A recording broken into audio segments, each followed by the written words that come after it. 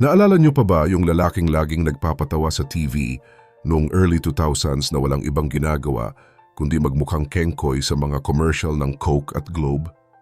Siya yung karakter na si Jasper na naging mukha ng pagiging pambansang makulit dahil sa kanyang mga hirit na medyo corny pero talagang tatatak sa isip mo. Noong mga panahong iyon, wala tayong ibang tingin sa kanya kundi isang entertainer na handang magmukhang ewan para lang pasayahin ang mga manonood. Pero ngayon, ang pangalang Franco Mabanta ay hindi na nauugnay sa tawanan o mga soft drink commercial. Sa halip ay naging maugong ang kanyang pangalan bilang isa sa pinakamainit at pinakakontrobersyal na personalidad sa mundo ng digital politics at social media. Ang mas nakakagulat pa rito, ang dating VJ at stage actor na ito ay naging laman ng mga balita matapos siyang hulihin mismo ng mga tauhan ng NBI. Paano nga ba nagbago ang buhay ng isang taong dati ay tinatawag nating national moron para sa sining ng komedya tungo sa pagiging sentro ng isang seryosong investigasyon? Ano ang mga nangyari sa likod ng mga kamera na hindi natin namalayan sa loob ng maraming taon? Pero bago po ang lahat, baka pwedeng palike ang video na ito dahil napakalaking bagay na ito sa aming content creators. Maraming salamat po. Bago tayo dumiretso sa mga mabibigat na aligasyon, balikan muna natin ang pinagmulan ni Franco Cruz Mabanta para mas maintindihan natin ang kanyang pinagdaanan. Noong siya ay nag-aaral pa lang, kilala na siya bilang yung kaklase mong hindi nauubusan ng energy at laging handang gumawa ng eksena para lang mapansin. Ang pagpasok niya sa teatro at modeling ay hindi naman talaga planado dahil nagsimula lang ang lahat sa simpleng kuryosidad at pagiging adventurous. Isipin nyo, bago niya nakuha yung sikat na role niya bilang si Jasper, ay mahigit 30 audition muna ang pinagdaanan niya na puro palpak. Pero dahil sa kanyang determinasyon na hindi magpanggap at manatiling natural, nakuha niya ang atensyon ng mga talent scout hanggang sa naging boses at mukha siya ng mga dambuhalang kumpanya sa bansa.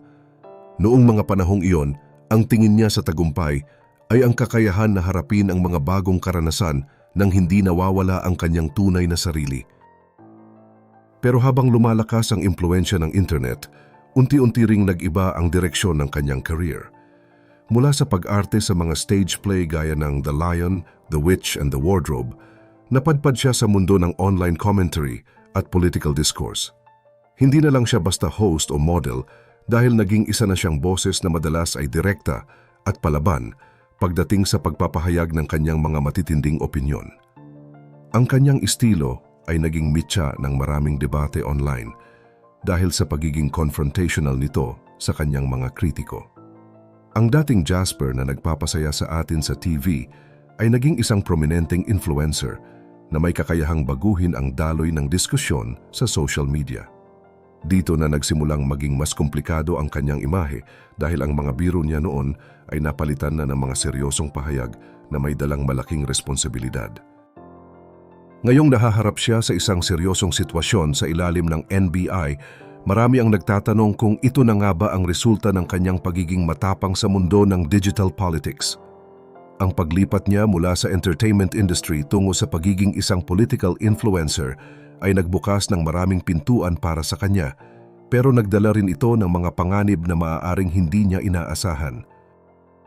Sa paglipat ni Franco mula sa pagiging entertainer patungo sa mas seryosong mundo ng social media, hindi lang ang kanyang mga raket ang nagbago kundi pati na rin ang paraan niya ng pakikipag-usap sa publiko. Noong mga panahon na sikat pa ang kanyang karakter na si Jasper, ang tanging layunin niya ay magbigay ng saya sa mga tao habang nag-aaral siya sa University of Asia and the Pacific. Pero habang tumatagal ay tila naging maliit na para sa kanya ang entablado ng teatro at ang mga 30 segundong commercial sa TV. Dahil sa pag-usbong ng Facebook at Twitter, nakita ni Franco ang isang bagong platform kung saan maaari siyang magsalita ng walang script at walang direktor na nagdidikta sa kanya. Dito na nagsimulang mabuo ang isang bagong bersyon ni Franco Mabanta na malayo sa imahe ng isang pambansang kengkoy. Hindi naging madali ang transition na ito dahil ang mga taong nakasanayan siyang makita na nagpapatawa ay biglang nagulat sa kanyang matatapang na opinyon tungkol sa gobyerno at lipunan. Ang kanyang estilo ay hindi yung tipong formal na news reporter, kundi parang yung kaibigan mong diretsahan kung magsalita at hindi takot makipag-away sa comment section. Dahil sa kanyang background sa communication arts, alam niya kung paano kumuha ng atensyon ng mga tao at kung paano gawing viral ang kanyang mga post. Ngunit ang ganitong klase ng impluensya ay may kaakibat na panganib, lalo na kung ang usapan ay tungkol na sa kapangyarihan at politika sa Pilipinas. Ang kanyang mga pahayag ay madalas na nagiging mitya ng matitinding diskusyon na kung minsan ay humahantong na sa personalan at batuhan ng mga kaso.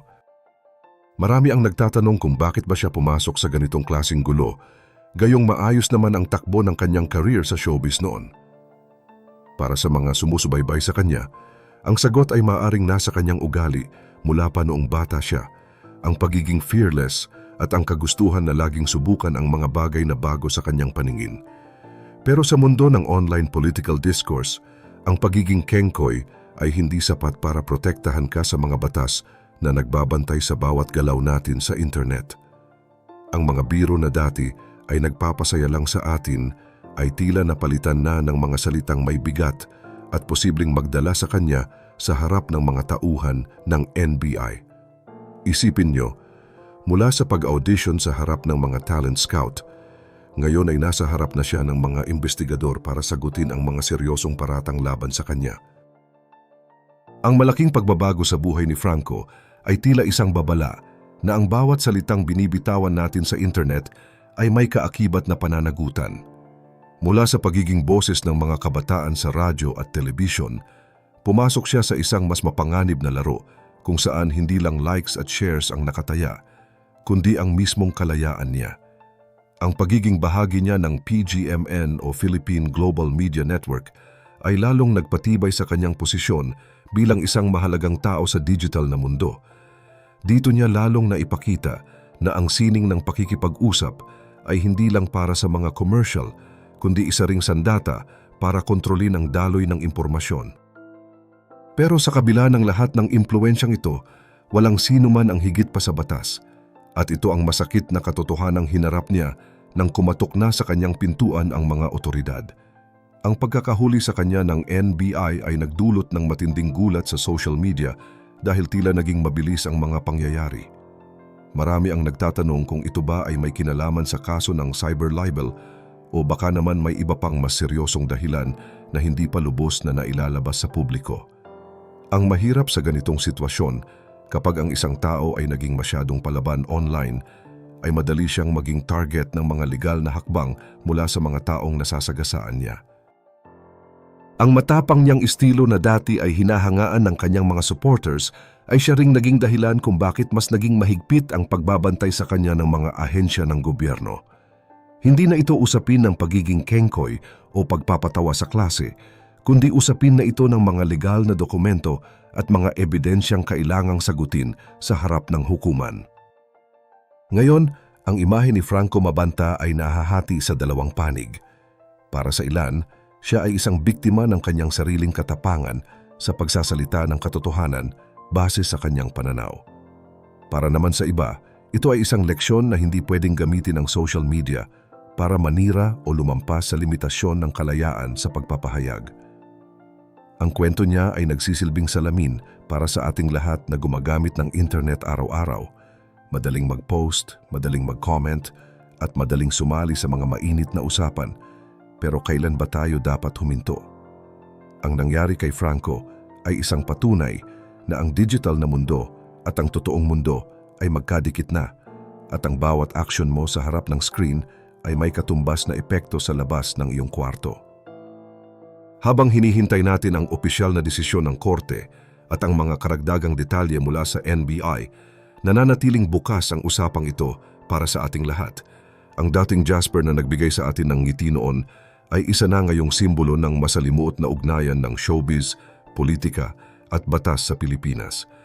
Nakakalungkot isipin na ang isang career na nagsimula sa teatro at saya ay nauwi sa ganitong klase ng kontrobersya. Pero ganito nga ba talaga ang kapalaran ng mga taong pinipiling maging boses sa gitna ng magulong mundo ng social media? Kayo, ano ang inyong saloobin sa nangyaring ito kay Franco Mabanta? Sa tingin nyo ba ay naging patas ang naging hakbang sa kanya? O baka naman masyadong naging mainit ang mata ng batas dahil sa kanyang mga komento? Kung ikaw ang nasa posisyon niya, mananatili ka pa rin bang palaban sa iyong mga opinyon kahit alam mong may panganib na naghihintay sa iyo? I-comment nyo ang inyong mga theory at opinyon sa ibaba dahil siguradong malayo pa ang itatakbo ng kwentong ito. Huwag rin kalimutang mag-like at subscribe para sa mas marami pang updates gaya nito.